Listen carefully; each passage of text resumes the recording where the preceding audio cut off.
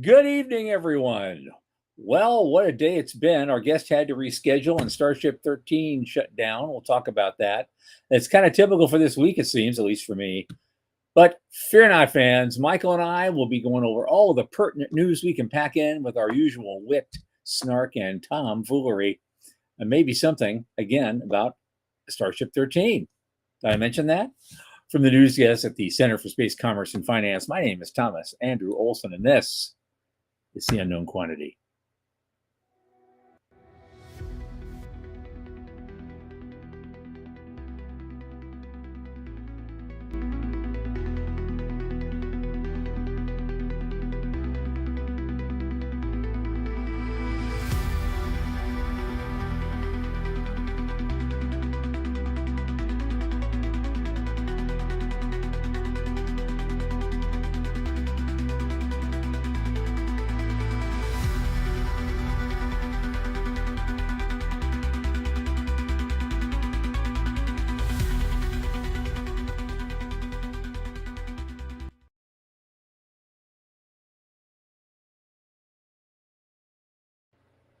And as you know, this show is brought to you by the Center for Space Commerce and Finance. And what is the Center? Of course, you know, we champion and strengthen emerging space startups and space adjacent enterprises worldwide through advisory, access, and advocacy.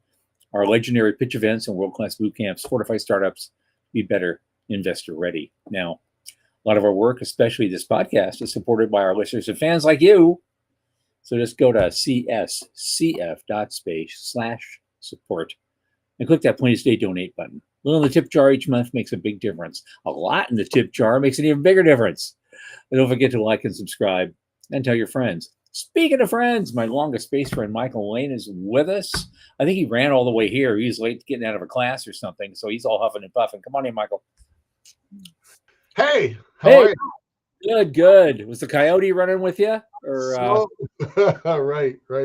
So much better than Monday. So much better. Much better than Monday, where you did your bit from a parking lot. From a parking lot. That was quite the thing. Live programming at its best, right? Absolutely.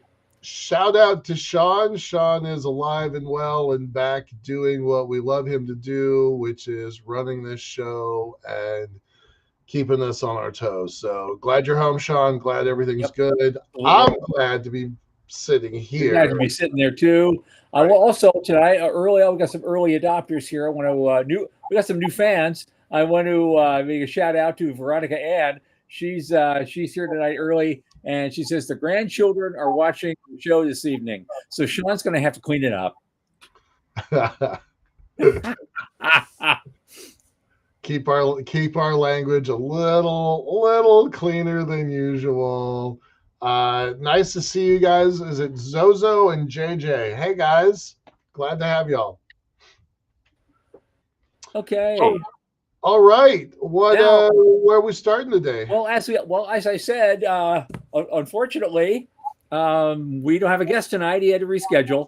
And I had a bunch of news items that we've never gotten to over the last week even, and so I got to add them on to the list of the new stuff. I think we'll have more than enough to get us through tonight. So hopefully some of it will be interesting enough. Everybody will want to stick around.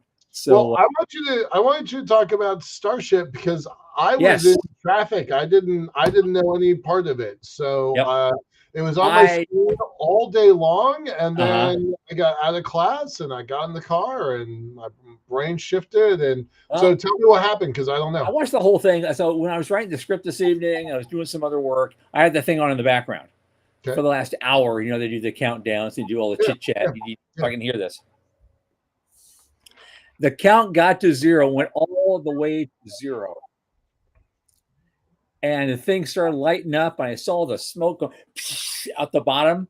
And then I was like, okay, it's going to lift off now. It's going to lift off now. It just stopped. It just stopped. Now, the last time an American rocket did something like that, there were people in it. It was in history. It was called Gemini 6. With Wally Schirra, I think Tom Stafford, if I recall, and they were sitting there. Gemini 7 was already in orbit. They were on a 14-day mission. And I was Frank Borman and Jim Lovell. They were flying overhead, and they could see on the ground the rockets light up on Gemini 6, that Titan 2, right? And then it just shut down, just sat there and shut down. And of course, everyone held their breath. These guys are on the abort handle. Is this thing going to blow up on us, Right, yeah, that would be and it bad. didn't. It just shut down and sat there. And they all had moments of extreme heart failure, while this was going on. So I was so happy when I saw that. I haven't seen anything like that since 1965. Right? Oh, so wow. Yeah. Effing old I am. Is that I saw that thing shut down. I was a kid myself, actually, but I've never seen that since. And so I was just, part of me is just so glad there were no people in there. Right. Yeah. Did they have, so what happened with 13? We don't know. Is it rescheduled? Don't know yet. They got the word almost immediately from the computers and from the AIs and whatever that, we are aborting for today. We're scrubbing today. So they got to figure out what happened, because all the things that would trigger a hold, they got past all the way to the point of ignition. And it's interesting to know they have something that will shut it down at the point of ignition. Right. Zero. Yeah. Zero to me is launch. We never had to know that. Right. Yeah. No, zero to me means launch. This baby's ready to light on fire. But if you're a computer control system and the computer says no, you're not going anywhere. So and that's probably the safest way to go, because they have a real payload this time. It's not a test payload. There were 20 Starlink satellites in there. Yeah, they're not messing around. So they're ready. Good. So I don't know if their intention was orbit, or they're just going to a high arc and spit them out, at the top of the arc, and they just keep going. I don't know. That part I don't know. All right. Well, we'll check the news tomorrow and see what we know, and maybe tomorrow they're going to launch. Fingers crossed. Yep. Okay. All right. So that's Starship. What's up? Well, there's people are getting money again. What do they call it? The Space Development Agency awarded L3 Harris and Sierra Space contracts worth $1.75 billion to develop 36 satellites for missile warning, tracking, and targeting in support of Golden Dome. Gotta love it when it's raining soup, bring buckets. That's it. That's exactly it. This isn't the first Golden Dome contract, but it's the biggest one that that crossed my radar. Is it the biggest one you know of? That I do believe so. I believe so. I haven't seen much, because I haven't seen much of the Golden Dome. I've seen I keep expecting, because they got crap tons of money, and a lot of money. A lot of money. Sorry, and they just haven't spent a lot of it on that yet. Right. And so that's the issue I have with this. I'm like, when are you going to start spending this? Well, there it is, because there was a $600 billion extra that was being carved aside just for that. I believe that number. And so this is significant. That's real money. So, well, yes, but it's also only $2 billion out of 600 billion. It's not a lot. 1/3 of 1% so far has been spent. When you think of it that way, it's like, no, there's a lot there. There's a lot there. I was in this class all day yesterday. So I went to a class Monday, Tuesday, Wednesday, and Thursday. Finished up this afternoon. And all of these teachers are there, and they're teaching grades. Most of them are middle school. There's a few high school teachers and a few early education teachers, but there's almost 30 people in the class. I was the only industry person. I was the only non-teacher there. It is surprising how little these teachers knew about space. They came in and we all learned how to build a CubeSat, which was super cool. And we went to some tours. We went to Blue Origin and did a glider and went to Starship. So that was really fun, but it surprised me how little they knew about space. And when I told them that there's just this enormous pile of money that's about to get spent, they were absolutely unaware. Absolutely no idea what was happening. It was kind of surprising, kind of a cool thing to be able to tell people that. Okay. Yeah. All right. So 1/3 of 1% is getting spent. Good. Yeah. Yeah. Excellent. We're moving. We're moving. All right. Well, what do we got here with Voyager? Because I've got a couple of things with Voyager. I know yeah. they set up a maybe it's that first one. They set up some kind of, I know it's like a stash of 250 million or something to do something with, and there's this guy sitting there. They also news details are on our screen. Let's have one. There we go. That's it. They upsized 250 million credit facility. Still not sure what they're using that for. Just like they making their own hedge fund. Yeah, I mean, they're intentionally saying. I mean, they're intentionally being quiet, right? I'm reading the thing. The upsized facility expands Voyager's credit, financial flexibility, providing liquidity at scale. That's all they're saying. We just want to have more money in the bank in case we need it. Look, I talked to a JP Morgan guy a couple days ago, and everybody somebody super low on the totem pole at JP Morgan, not anybody in significant management roles, but everybody that can put money in the bank right now is trying to do it. Okay. Debt. This is the third or fourth time this year we've talked about big pieces of debt. Our industry was never able to get debt, but these publicly traded companies are now starting to pull in that kind of capital, right? Because they can do it. They can do it. If you can pull in, it goes from seed, then it goes to equity, and then it goes to debt. Because if you're building something on a manufactured kind of scale, Avialto's doing this. You're getting that last chunk of equity, so you can build your factory. Yeah. But once you built the factory and you can sell product, then basically you're getting debt from then on. You don't have to sell any more equity to pay for your stuff, because you always go to an industrial bank of some kind and say, okay, I need a $6 million loan to build this, and then sell it to somebody. Yeah. And they'll say, sure, okay, no problem. Here you go. Good luck. And that's what's happening. That's what that message is about the industry as a whole. Because 25 years ago, we were like, we couldn't get seed capital. Forget debt. Are you kidding me? Had our hand out is like, we'll work for space, right? We had pretty much. Right. Little cardboard signs saying we'll work for space. We'll do it. We'll wash your car, whatever it takes, whatever it takes. So yeah, I think it's awesome. $250 million from JP Morgan, right? JP Morgan's going to be is a multi-trillion dollars under asset management. So yeah. And we reported on JP Morgan at the end of last year how they were committing some giant number, like $100 billion in transactions over the next 5 years that was going to be focused on advanced tech. And so this is certainly part of that. So yeah, pretty neat stuff.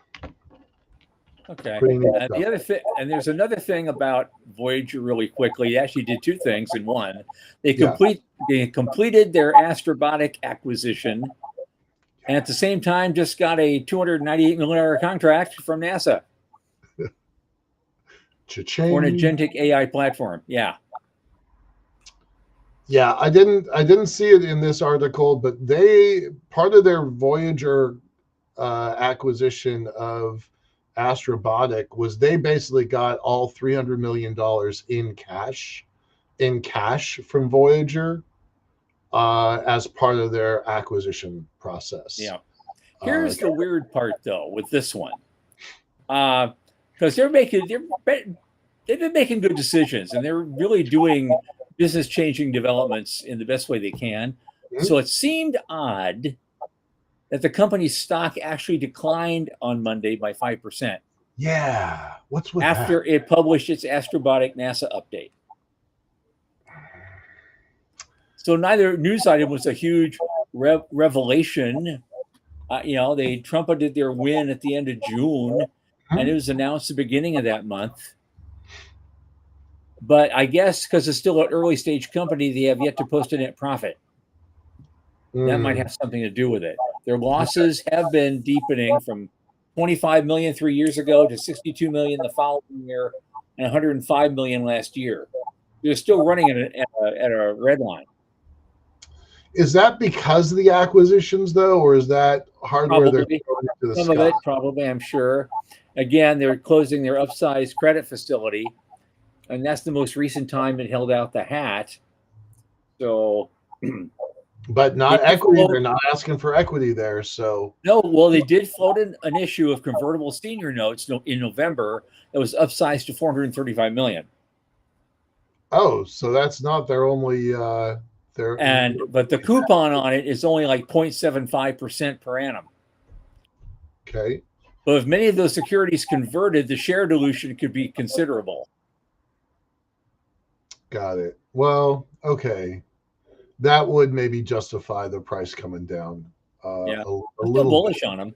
I think they're sure. Oh yeah, absolutely. They're not. They haven't talked in a while about their space station, though. Like, I haven't heard zip about their station in months. That feels like maybe I wonder if something's going wrong that we don't know about. Dylan's not going to say anything. Pure speculation. Absolutely. But that's what we love to do here. So there you go. For sure. Another company I hadn't really heard anything about has made money today. Wait. We gotta shout out to Veronica for a second. She's like, okay, the boys of the boys rated G has left the room. You may resume adulting. So thanks for the green light there. Okay. Now let's just curse for the fun of it because we can. Sean's like, yeah. Sean already is at it. Fuck yeah. Yeah. Oh, that's funny. I'm just gonna do a shout out to our podcast listeners. Y'all can't see this, but we got the one private chat that Sean's always talking to us about, and then we've got the public chat. And Veronica has always been a really great supporter of our show, and that's how all of this has been happening. But you on your podcast don't see any of that, so I just wanted to kind of let you know what was going on here. But okay, and we should give a shout out to our listeners anyway, because they were of great help on Monday. Yeah, you couldn't put up a link, you couldn't put up anything. So our listeners are actually finding the links to our stories all on their own and posting them in the chat. And good for you guys. You just saved the day there. That was wonderful. Thank you. Yeah, it's so much. It's a team effort, team sport, y'all. And thanks to everybody who's here. Wes is here, Morty's here today, a couple others. Thanks, y'all. Appreciate it. Yeah. Dysfunctional team at times. Sean says. Yeah. All right. More money for another company I haven't really heard much about. Nope. Revay Optics got a $6 million seed round to build compact laser terminal. I love me some lasers in space, so you know what? Say it loud. Say it proud, brother. Preach. That's right. Yep. Yeah. And okay, there's a piece in here that's going to raise your blood pressure. Did you see this? The company was part of the 2026 Startup Space Competition at SAT Show Week. So why don't you take a moment to give the center a plug for a second, since we are the adults in the room running space competitions? We do run space competitions. I mean, there's a lot of people that do them now, and there's a lot of people that that don't do them very well, quite frankly. And I still say we have the best track record. Mm-hmm. We're the oldest space pitch business plan competition around. We've been doing it since 2009. How many dollars have we given away? Well over 400,000 at this point, and that doesn't count the funding that some competition participants got through outside sources, just because people were in the room listening to their pitch and were interested in them, and we engineered a meeting, and wonderful things happened. Since then, 3 companies through our competitions are now publicly traded. 3 companies are publicly traded space efforts. Yep. Skyrora, Gravitics, and Spire. Like, nobody has that. So it's like, okay, good. Nice job, Ravi. We're not throwing you under a bus, and we're not even like throwing shade at these folks, these newcomers at SAT Show. But we are pretty good at this, and we'd love to do more of them. So, well, we have introduced 98 companies now to the world since 2009, and 35% of them have gotten funding of some kind or another, whether from us directly or sponsors or third parties that were in the room. And so we have a track record that a lot of angel groups would like, to have. All right, so let's talk about. You're right, Sean. We need to capitalize on this. You're right. Right. All right. So I don't know anything about Ravi Optics. Good for them. $6 million. Orbital data transport certainly is a key tech we've been talking about for years. It's necessary. So good for them. Congratulations on your $6 million. Yep. Anything else to say about Ravi? Not really. Okay. Not really. Good luck. Okay. This one's a copy. I think we've already talked about this. L3 and Sierra Space. We can just skip that one. Somehow that ended up in there twice. Never mind. Let's see. No, I'm not accepting the cookies. This is from Ariane Space. Infinite Orbits and Ariane Space signed an MOU to advance European direct-to-geo launch capabilities. Sounds like more sovereign stuff to me. Yep, they want to go European direct-to-geo capability. That's what they're looking at. I think these were one of those 14 companies that we talked about 2 months ago or so that were, winners of a pan-European program to get to orbit. So yeah, it's just more sovereign stuff. The stronger Blue and Rocket Lab and especially SpaceX become, the more demanding a requirement for the more Europe has a demanding requirement for sovereignty and launch. So we're going to see a whole bunch of that. There's 14 companies in that one tranche. There's probably going to be more on their way. So good job, ESA. Good job, Ariane Space.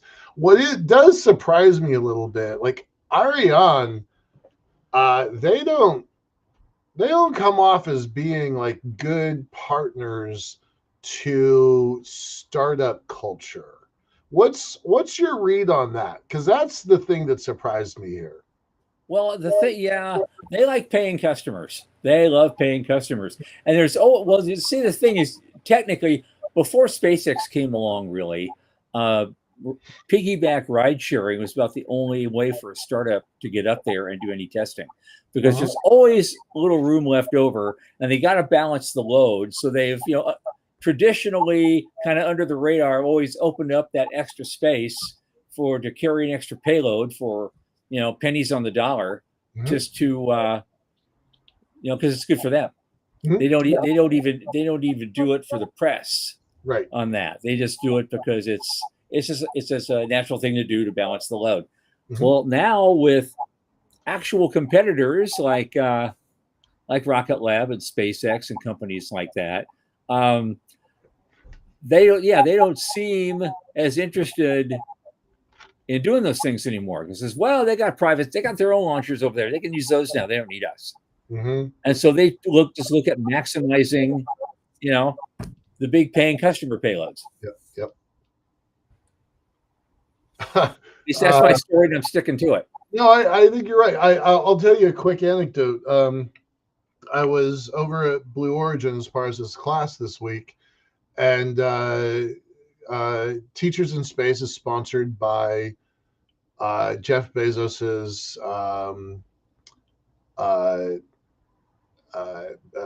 their teacher program. Their fund. They got $1 million from Jeff Bezos. They were number 19. I should have been number 20, but I'm not bitter or anything. I learned something about that. I was going to tell you. So remember they had the auction for the first of their Shepherd flights, and they had an auction, and somebody came in with a $28 million bid, a crypto guy. They took that first bid, $28 million, and split it up amongst 18 organizations, 19 organizations got $1 million each, and then one organization got 10 million, which I didn't know about then. But that's what they did. They took the first money from the first flight and divided it up. So I thought that was kind of cool. And those postcards that they launch through the Fund for the Future, that's what they use as ballast. So when other people are flying, other cargo, other payloads, they're using the postcards as their counterweight. So I thought that was cool. Yeah. All right, let's move on. Okay, what do we got? Infinite orbits. Okay, now here's a weird one because it says Iridium completes the acquisition of Arion.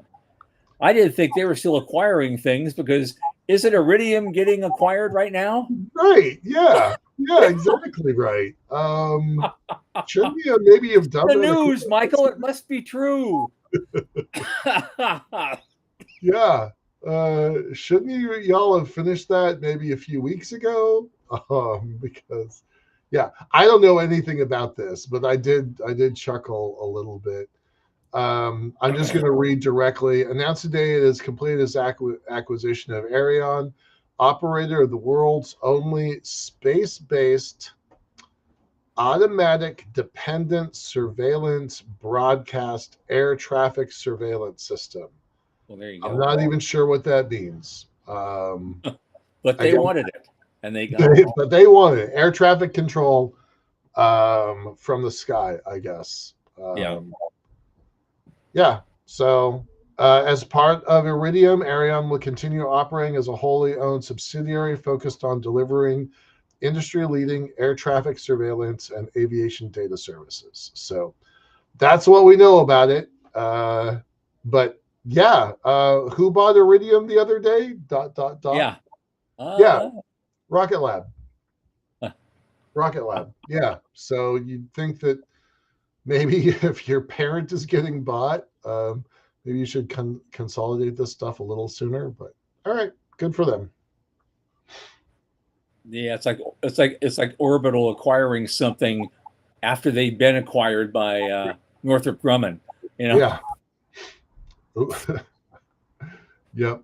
Paperwork needs to process. Yeah. Well, we're about halfway. Yeah. What is Dallas saying here? Which is why the Air Force back in the day sponsored ESPA rings. Sorry, I know that this is all true, but I don't know what Dallas is saying about it. Okay. And he's saying ADS-B is a system that tells others where your plane is. All right, well, that's useful. Okay. Good. So we'll let the Boeing guy tell us that there's a system out there telling us where a plane. Yeah, no, I got you. Typo. Yeah, we got plane. We got that. Yeah. We got that. Cool. Although I sometimes do wonder where my plan is, and if there's a system that can tell me, that would be great. I spent a lot of the day right next to Boeing's facility out here in Seattle, and I saw a bumper sticker that says, "If it's not Boeing, I'm not going." meaning if it's not a Boeing aircraft, they weren't going to get on the plane. I'm like, oh, that's pretty good. That's pretty good propaganda. So, all right. I know you should say that a long time ago. Can you see it now? No, probably not. Huh. Probably not. Hey, Dallas, glad you're here. Yes, we know. ESPA rings were for the unused payload space on rockets. Yep. That makes sense. There's more stuff up there. Yeah. Like I said, I've got that app that'll let me look, and I can find any spent booster that's still up there since 1982. If I can find it, why can't somebody go up there with a big hook and grab it? Right. What's that app called? The Sky Root, something like that? Yeah, I think it's Skyview. Skyview, yeah. It's a cool app. I've used it. And if you get the pro version, it's only $2.99. That's half a latte at Starbucks. Come on, right. You could see it all. You could see Pluto. All right, let's move on. We don't have a lot more news. Just for we got 6 more articles. So we got 10. And we got 30 minutes. 30 minutes. All right. Just kind of keeping track on the clock. If other people want to toss in some comments or the questions in the chat, that would be great. If you got some topics you want to throw in there, we got time tonight. Tomfoolery. That's the name of the show today. Yep. And Sean says you could bring me on. Well, that could be really great or really scary. What does he want to talk about? Sean, what do you want to talk about? Sure. God, I didn't even see all of his chats. Holy cow, guy. I noticed a lot of it. Okay. All right. Sean, what do you want to talk about, man? All right, we're going to move on to the next program while he gets his sort of. Well, this is a quick one.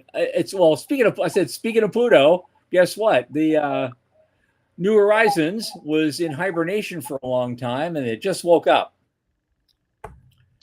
They're in hibernation for about a year. But they're not the most farthest thing that we've ever sent. Obviously, the Pioneers and the Voyagers ahead of it, but it's probably one of the more sophisticated things. And I guess they're turning it back on because they're in the middle of the Kuiper Belt, and maybe they want to find some stuff that the previous probes probably didn't notice. I'm hoping. Neat. But that was a very expensive and very sophisticated probe. It'd be nice if they could use it for something more than just the Pluto flyby. Right. Since we're in the neighborhood, might as well take a look around. Yeah, absolutely. And that's all I had to say about that. I don't know. Does anybody else have I don't usually pay attention to a lot of astronomy stuff. So I find myself surprised when I see it. That's cool. Neat that. All right. What's up at the Guardian? I'm like, why did we send a Guardian article? Oh, right. All right. So I thought this was just charming, right? Like this is not the stuff we normally talk about. We started the show with $1.7 billion from Golden Dome money, and we moved over to $250 million for credit for. But I'm like, okay, Buzz Aldrin's pen goes for $850,000. Just let that sink in for a second. Yeah, and I know why. It's the pen that saved the mission. Right. Remember when they landed, we're shutting stuff down. A very key switch broke. It snapped off. Yep. And without engaging that switch again, you couldn't arm the rocket and turn it on and launch. And so he had this pen, and he stuck it in there. He managed to jiggle it in there and hold it up and actually get the switch on. And he held it there until Neil Armstrong fired up the engine so they can get out of there. Yeah. That's why it's worth $850,000 today. Right, it wasn't a Sharpie he was using to make notes to himself. Right. The whole mission depended on that thing. I'm just going to read his quote from his Aldrin's Magnificent Desolation book. Quote, "My heart jolted a bit. The broken switch had snapped off from the engine arm circuit breaker, the one vital breaker needed to send electrical power to the ascent engine that would lift Neil and me off the moon. Like, okay, that's a pretty great pen. I know, but you know what? In the very next paragraph, he says they point fingers at each other. I thought Neil did it, and he broke the switch. He thought I did it, and they must have had that conversation to the end of their days. Last, yeah. Yeah. In the end, this is another quote. In the end, what mattered most was that we had figured out how to solve the problem of the broken switch so that we could leave the lunar surface and get back home. Yep. That's pretty remarkable. So they don't say who bought it. They don't say who got the pen, but good for them. And that would be a treasured asset, especially with like full provenance from Aldrin directly. So yeah. Thanks, Dr. Buzz. Appreciate it. All right. Anything else on that one? No. All right. It is a cool looking pen. I mean, yeah. It's an interesting piece of history. Yeah. He also had a bunch of watches in the same auction that went for between 40 and 60,000 a piece. So Buzz is loaded up right now. Good for him. All right. Okay. What do we got? AST. Okay. Listen, we're back in the billions. AST Space Mobile is raising $1 billion in part for deal making. Mm-hmm. It's going to do. They're doing it. They're raising it via debt, later eligible to be turned into stock or cash, or potential acquisitions or partnerships. So, and they'll use some proceeds for financial actions to offset the debt sale. That's all I got on that. Yeah. That's exactly what the guy from the guy who used to work at JP Morgan was saying, is that if you can raise cash and put it in the bank, now is the time, because there's so much of it. And again, a publicly traded company trying to shore up their reserves. Now, what I was curious about, because this is for potential acquisitions and partnerships, who are they thinking about? What are they looking at? If you got $1 billion in the bank, like, you can buy an awful lot of capability with $1 billion of dry powder. So I wonder what that's about. Yeah. Okay, we're gonna skip the next one because it's redundant again. But the one after something we could probably chew on for the rest of the show. Sure. It's something on Ars Technica. It's called "How Hard Is It to Build Orbital Data Centers?" Actually. Yeah. How many data center companies have we had on this show? 1, 2, 3, 4, I think. That. Yeah. Yeah. We haven't had anyone from SpaceX on the show yet. I'm hoping someday. I'm going to toss something in there that's not in our news, but I saw an article yesterday, day before, that an organization, I'm sorry, I can't remember who it is, but an organization is petitioning to the EPA to stop the FCC, FAA, to stop data centers from going into the sky until a complete environmental impact assessment has been done. Okay. Well, that is brand new, and they haven't had a ruling on it, but they got press out of the idea that says we need to do environmental impact studies of all the stuff that's going into the sky. That's the first time I've seen that. I was pretty freaked out about that. They didn't mention the orbiting mirrors that we talked about. They didn't. No, they just the other day. Right. Yeah. That one I would think would deserve environmental impact. Light pollution. Yeah. No, this was direct. And I wondered about that. Like, why wouldn't they think about the environment of Leo? But no, they're specifically we're going after data centers. They're specifically going after SpaceX and 1 million data satellites specifically. But yeah, how hard is this? Let's go back to Ars Technica and Eric Berger. Yeah, I don't have an answer to that, but yeah, SpaceX has pinned the bulk of their future value on orbital data centers, not rockets and not spacecraft. That's the first line of the article. It's a good article. But then Elon says in some video, reflecting on the challenge of it all, is that he's saying a lot of the technology they've already made for Starlink V3. Mm-hmm. I don't think it's a super hard problem. Right. But it sparked a broad debate about the near-term viability of this technology, both in terms of feasibility and whether it's all hype. The SpaceX is a publicly traded company now. Yeah. I mean, they're saying no big deal, right? I mean, their application is for 1 million satellites. Gwen Shotwell reduced it down to 100,000 to start, and that seems probably pretty realistic. You know, one is their hype machine, and the other is their let's just focus on what's in front of us, right?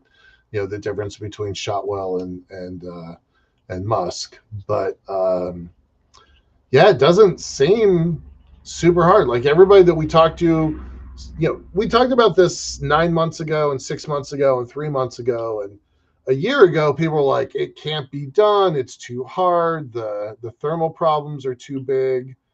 And now if you take SpaceX's word for it, it's a done deal. Like what's the problem? So I don't have the math for it then. I didn't. It is a long article. I don't want to go TLDR on this, but it's still, but we can break it down to 3 points. You've got an optimistic, a neutral, and a pessimistic point of view on this. Right. Mostly because of the heat. The optimistic view is that the Starship payload capacity of 200 metric tons, the AI-1 satellite mass of 3.5 tons, and the launch cost of $20 million, and it's supposed to put out, you know, this big, you know, solar farm. It's about the size of 1.5 basketball courts. So okay, the neutral view is a Starship payload capacity of 150 metric tons, and AI-1 satellite mass of 5.5 tons and a launch cost of $50 million. The downer point of view, the Debbie Downer view, is that Starship payload capacity ends up only being 100 metric tons, and the satellite mass is 7.5, and the launch cost is up to $100 million. And each of these satellites is only supposed to last for 7 years. Say that last part again. You cut out. What's about? I'm sorry. The SpaceX likely plans for each satellite to last only 5 to 7 years before they move it to a heliocentric disposal orbit or burn it up in the atmosphere. A 5-year lifetime, putting a 1 million satellite constellation into orbit and then replenishing it. And I know we've mentioned this. That would be thousands of launches per year. Right. Right. We've talked about that a bunch. The multiple launch sites, multiple launch facilities, many launches a day. Right. Yep. Right. The optimistic view, it's only 17,500 total launches. That's the optimistic view. The neutral view, 37,000 launches, and the pessimistic view, 77,000 total launches. But you have to do 15,000 per year to keep up with it. Yikes. All this so an AI can track what you eat for dinner and how much gas you burn and then tell you not to do it. Right. These are crazy numbers, right? It's just kind of boggling just see them written down like this. But you know, we haven't talked about it much on the show yet, but SpaceX has officially stopped selling rocket launches in 2029. They're not selling them on the Falcon anymore. So They'll finish out the inventory that they've got. Nobody's getting turned away, but they're officially not accepting new clients, which is kind of an existential crisis for an awful lot of companies that built their other businesses on the backbone of the SpaceX launch capacity. And this is why, right? This is why they are full if they have to do 15,000, 17,000, 37,000 launches. Right. And right now they are, in fact, building their launch facility at the Cape. That at KSC, they are building something. They're renovating an old pad, but they're only going to launch Starships and Falcon Heavies from it. Right. What do you think the world looks like if this is the quote from Eric? Even in the best case scenario, that's 10 launches a day. Worst case is 42 launches a day. That's not counting China. That's not counting Rocket Lab. That's not counting Blue Origin or any of the European companies coming online. That's not counting India or Asia. What does the world look like if you're launching 10 or 20 or 30 or 40 or 100 launches a day? Well, because I've never imagined that. What is that upper limit whereby there's so much space junk that you just can't punch through it anymore? Right? Yeah. What is that called? It begins with a K, I think. The Kessler syndrome breaks apart. Kessler syndrome? Yeah, something like that's it. Yeah. That's it. You're going to approach that, and these are working satellites. But you put that many up there, sooner or later, things they're going to bang into each other. Right. Do you remember that movie Gattaca? And they were doing all this genetic. So you would see these launches like clockwork about every 2 hours launching in the background of that movie. And I'm like, that's the dumbest thing in science fiction. I love that movie, but that's the dumbest thing in science fiction, the idea that we're launching every 2 hours. And these predictions with these data centers, that's on the low side. Well, you know what, though? When Gattaca was made, that was probably considered really high end. It'd take us forever to get to a launch every 2 hours. Yeah. That was their view. So, Yeah. A lot of things you just can't guess until it's too late. Right. No, it's pretty cool. All right, let's take a look at some of our comments here because we got a bunch. Of course, Morty's like, we need space elevators. We need space elevators. Absolutely. Absolutely. Joe is like 15,000 launches. What's the problem? 42 a day. This one's cool from Dallas. If you watch the SpaceX critical path video, they say Pad 2 is designed for a launch an hour forever. Mm-hmm. Let that sink in for a second. One launch pad dedicated to hourly missions. That's the world that we have been dreaming about since we were little kids. So yeah. All right. We don't know what long-term environmental effect. If you're launching that many rockets every day or even more, right? Do we end up clouding things up so much we get global cooling? I don't think that's how it works, Tom. Just saying. Yeah, Sierra Club's gonna have to shut up for a while, because it's not. Yeah, I don't. Because nothing's warming up. Right. I don't think that's how it works exactly. I'm just gonna leave it at that. Well, you see a business cleaning up messes like the movie Space Sweepers. Those businesses are going to have to exist. They're going to have to be necessary. There's going to be a dozen of them competing. I'm counting on recycle the junk.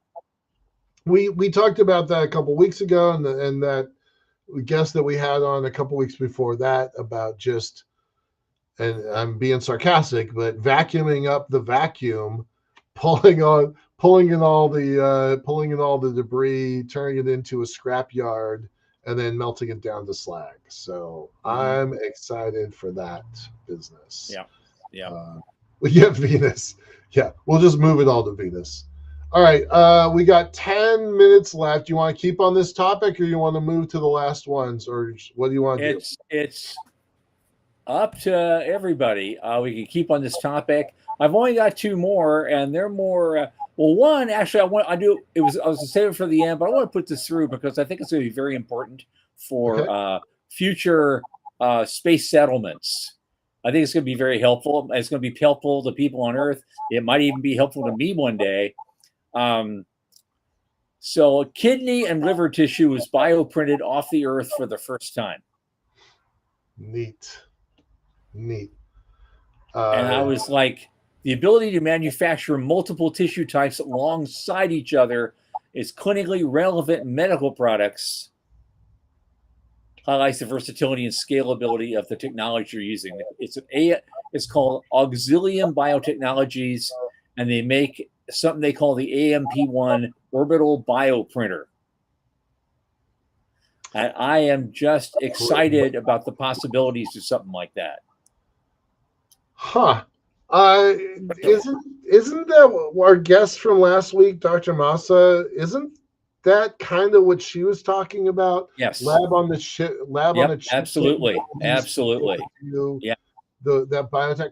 That's cool. I didn't think we were that close to that, actually. Well, I'm loving it because that's another aspect of the singularity. We don't have to like interface with our machinery, but another aspect to that, it's kind of a breakthrough in longevity in that we're reaching a point where one day soon, before mid-century probably, the average life expectancy is going to go up 2 years for every year you live. I believe that for sure. And it's things like that lead the way and that get me all excited. Yeah. I'm still planning that 150th birthday party. So put that in your calendar, man. My dad was Ulaanbaatar. I told my dad when I turned 31 that I planned to live to 125, and he just started laughing at me. But I don't think that's crazy. I don't. All right, so they're bioprinting organs. Yep. Is the first. I'm just going to read it. Their AMP1 bioprinter is the first tool that has produced multiple types of tissue in space, as well as the first to make kidney and liver tissue in the final frontier. God dang, that is cool stuff. Yeah, that is cool stuff. Because we've been talking about regenerative medicine for 25 years, and we're finally seeing some. Yeah. That's going to be vitally important for future space settlers, because it's going to be a moneymaker. You're right, Sean. It's going to be a moneymaker hugely, but there won't be a lot of fancy hospitals, specialty hospitals you can send somebody to if they have some horrifying accident on Mars or the moon. You got to do something right there, and this is the key. Yeah. Yep. Morty, yeah, I would want to live that long. I do. I have. Yes. I figure I'm only halfway done with the stuff I want to get done. So at 58, 125 feels about right. I want all the other tech to go with it, telomere development and things like that. So I would definitely reverse the clock. I'm so sick of gray hair. You have no idea how. I absolutely hear you, young man. 2 years ago, I actually dyed my gray in the beard and on the sides. I dyed it blue. It didn't last very long. It only lasted for about 4 days, but I thought that was pretty badass. I like the temporary blue look. Okay. I'm not going there. I don't even have a tattoo. So hey, and if I did have to get one, like to be on Survivor. Something I have to, I probably have a Starfleet Delta right here. That would be it. Just the outline. Right. That's all I'd do if I had to do it. Dallas is like, I want an artificial meniscus. Don't we all? Don't we all? Oh, Well, it for was, but the answer, Morty, would you want to live that long? You don't think, like, look, you think you're immortal anyway. You're 28 years old or something like that. You think, you're still young and you feel like you're immortal. you've been And so, 28. wait till you're 58. You're going to Right. have a completely different view of the thing. Now you got kids and they're off to college, and Yep. now you're going, you know what? There's some things I haven't seen yet, Right. and some things I haven't done. Yep. All right. We got 5 minutes. Where do you want to go? We are going to talk next week. We're going to talk about the Space Capital Report. So we should probably pull that out. I'm gonna pull the link up here. And so, well, there is that last one that clears the slate for me. Okay, do it. Bring it up. It's just a book review. It's a book called New Space Capitalism: The Entrepreneurial Path to the Stars, and the author named Rainer Zeidelman presents the idea that private enterprise is the best way for exploration to go forward, pointing out the ways in which public funding, since the days of the moon landing, has been too uneven and insufficient to make advances possible. So for me, he's painfully elucidating the obvious. Mm-hmm. Yeah. Stuff that we've been pioneering for 25 years. He's like, but I was in this classroom with 28 teachers. Not one of them knew this was happening. No one in that classroom knew this was happening. So for us, we're super used to it, but for the world, this is all new to them. So if this guy, the author, what's his name, Rainier Zeitman or something, Zeidelman.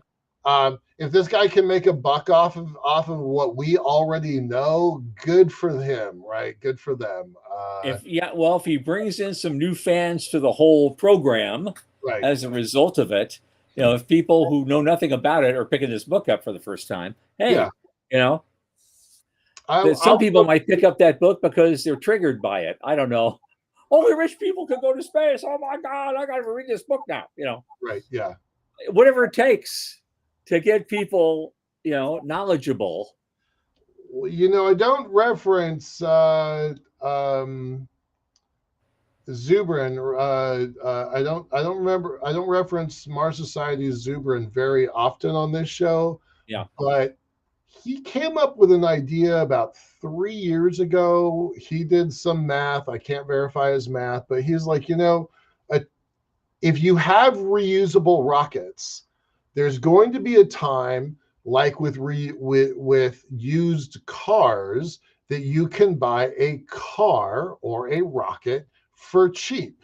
And if you can do that, then there's going to be a market for used rockets, not reusable rockets, but used rockets. Like the price of rocketry is going to come down.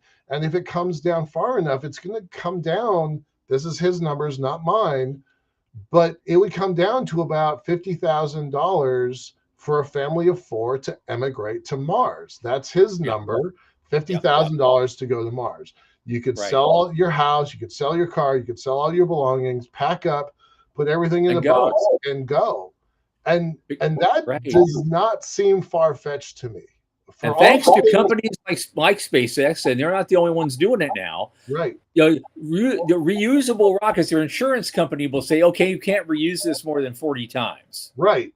But it may still be usable. It's sitting there. You can buy it for cheap, and you only have to use it once. Right. It just needs to fly one more time. One more time. Number 41. We're off to Mars. That's it. People will take that chance. They are definitely going to take that chance. So. Oh yeah. Yeah. If I got the rebuilt liver and kidneys, yeah, you bet I'd do it. So it's like, well, I got another 50 years. Let's go. Right on. All right. Sean's telling us it's time. Okay. Oh God, thank all you guys for coming and putting up with us tonight. I think we had a great time. We had some interesting news items, and let's see, what am I going to say? Oh, next week on Monday, our guest will be Dr. Dan Gerritsen. Cool. And that's going to be a lot of fun. He's an interesting guy. At 8 p.m. as always, it's at 8 p.m. Eastern. So for Sean Key and Michael Lane, I remain Thomas Andrew Olson. Keep watching the skies.